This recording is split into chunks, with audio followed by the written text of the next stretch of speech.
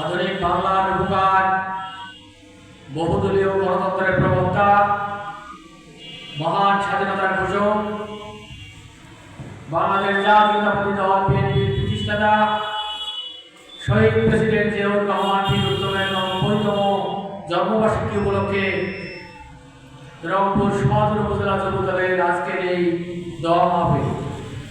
আজকের এই দোয়া মাহফিলে প্রধান অতিথি হিসেবে উপস্থিত থাকবেন বাংলাদেশ জাতীয়তাবাদী যুবদল রংপুর জেলা শাখার সম্মানিত ভারপ্রাপ্ত সাধারণ সম্পাদক শাহ জিল্লুর রহমান সাহেব ভাই।